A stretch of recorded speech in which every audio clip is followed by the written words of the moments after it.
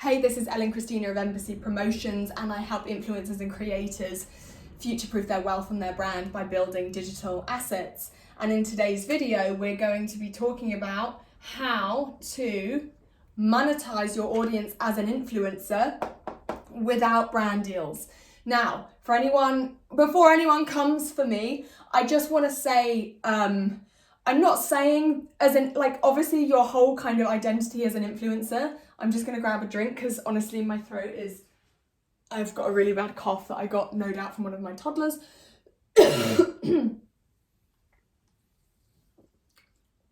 Okay, so obviously your kind of like brand identity as an influencer is to work with brands. Like, I know that's what it is. So I'm not saying, oh, all influencers should stop working with brands because it's not a way that future-proofs their wealth. What I am saying is you should not be relying on brands to sustain your income. And I'll tell you why. Because if you're relying on brand deals to sustain your income, you may as well have a well-paid job and a boss who could take away your paycheck at any moment.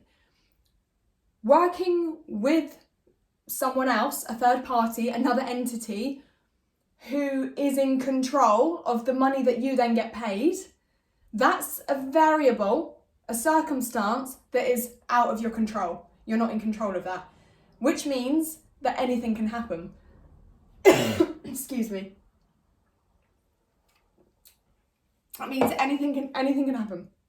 That brand, whoever's in charge of paying you the money, the commission or the fee or whatever it is that you get from working with that brand, whoever's in charge of that can literally, number one, just decide that they want to work with someone else. So you get dropped. You get dropped. Why would you get dropped? For someone more popular, obviously. For someone more popular. Now, I don't want to be a horrible person, but like, naturally, as you go through your life as an influencer and you're working with certain brands throughout stages of your journey, they're not going to last forever because you're going to get older. And, you know, I'm talking about proper like OG influencers who have sustained being an influencer for a long time. Some of them have started when they were like 18, 19, and now they're like 28, 29.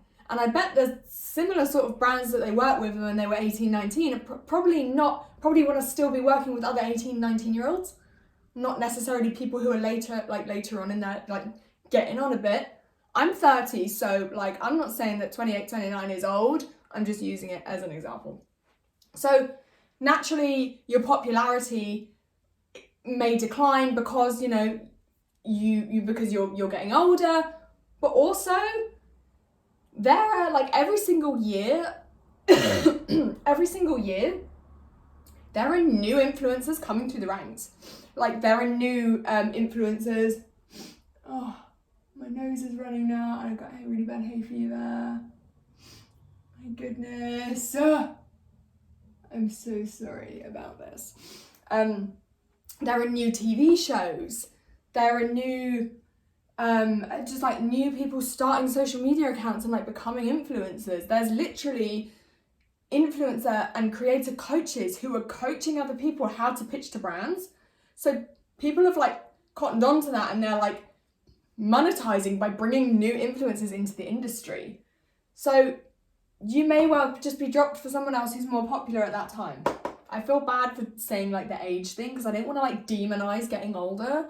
That's totally not what I meant. But like, I hope you can kind of understand what you know, you can kind of understand where I'm coming from that point of view. You know, I'm not saying that brands will only want to work with influencers who are young, but I'm just saying that they might have a certain demographic and you're used to working with them on a long-term basis. And obviously when you kind of grow out of that demographic, because it might be a certain age group, then you're going to have to find another brand that you are in their demographic. Does that make sense? Okay, just in case anyone is angry with me for that. So yeah, you might be dropped for someone more popular. In terms of the commission structure or the fee that you get paid by a brand at the moment, so you might be working almost as like a commission-only salesperson, where you basically you only get paid commission if you make a sale. I think that's very, very kind of entry-level influencer stuff. If you're the kind of influencer where you're working with brands on a long-term basis as more of an ambassador, and they literally pay you a fee and you get that money, and then, you know, you have to post X amount of times in a month or whatever. I know that that's kind of how you can work with brands as well. But that commission structure, that payment could change at any moment. Like, it could change overnight. Like, I've heard of brands basically saying, we're not paying influencers anymore, so, you know, if you want to work with us for free, fine, but we're not paying. I've heard of brands, you know, slashing commission and slashing fees. That's, you know, X amount one month, and then the next month they've gone, right, okay, we're like cutting back our budgets or whatever, and you're only going to get this amount. So it's like, again, these are all variables that aren't in your control. You know, you're at the mercy of the person, whoever it is in charge of this, typically the brand owner.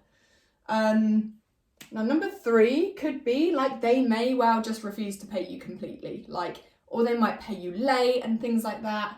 So, you know, we could put late payments or not at all, you know, and you're like invoicing, chasing, or maybe you have a management company, an agency who are like invoicing and chasing, and they end up paying you late. Now, I'm not saying that any of these things are reasons to stop working with brands or stop being an influencer. Like, in any realm of life, any walk of life, whatever you're doing, you're always going to come up against problems. So I'm just saying that if you're relying on this, if you've built up this lifestyle, this dream lifestyle that you want to maintain, doing it this way probably isn't the best plan for you. Don't you want to kind of prepare, be in control? You know, you want to kind of prepare for the worst. If any of these things happen, you don't want to be in the position where you're scrambling around. Now, if any of these things happen and you need to scramble around to find new brands to work with, you may be more inclined to accept partnerships with brands who you don't really align with, or products that you've never even heard of, you don't even know if they're that good, but you're saying yes because you need the money. And your audience can feel that. Your audience can feel that when you show up and you're promoting some kind of weird product that is kind of obvious that you've never used because you've never talked about it before. It's not even something that's kind of in your daily routine. It's kind of obvious that you've just accepted it for the money. And audiences are catching on to this.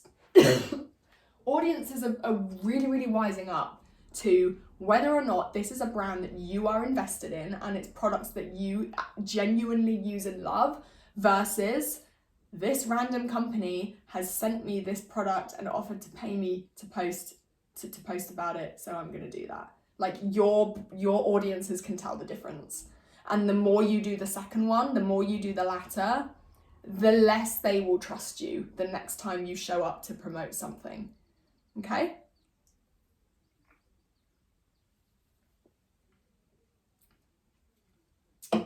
Gonna have to make these videos a bit shorter because I've got this really bad tickly cough and it's like getting really bad. So obviously these are kind of the cons of working with brands. Now, you can continue to work with brands, but you need to also be selling your own digital products. Why do I have to shout about it anymore from the rooftops? When you have your own business and you're selling your own products, you are in control. There is none of this. There is none of that. There's none of these risks because you're in control. Look, you're never going to drop yourself from your own company. You're never going to change the prices or the money that you're making without, obviously, if it's a choice that you made, then you're going to know about it. But you're never going to change that without letting yourself know. It sounds kind of weird, doesn't it? You don't get paid late when it's your own business. And you certainly don't get paid not at all when it's your own business, right? Because the money's coming straight to you. If you've got staff if you grow your business and you've got staff who you need to pay, then you need to make sure that you're in control of that. But ultimately, if you're kind of the only person profiting from your selling your digital products, having your own business, the money's never going to be late or not at all, because people physically can't buy something without paying for it first, right? Okay, so that's the reason why that's how you monetize as an influencer without relying on brand deals, by selling your own products, having your own digital asset. Obviously digital products are assets in themselves. I talk a lot about email lists being assets because they're data, and companies being assets because it's a company and it generates cash flow. Digital products are assets because they're worth something, and you stick a price on it, it's worth something, you sell it, it generates money, it's an asset. You create it once, it sells itself over and over and over again, there's no extra work, you create it once and then it's done, so it's an asset from that point onwards. Okay, I'll see you in the next video, and the next video is going to be how to monetize as an influencer without YouTube AdSense. So I will catch you in the next video.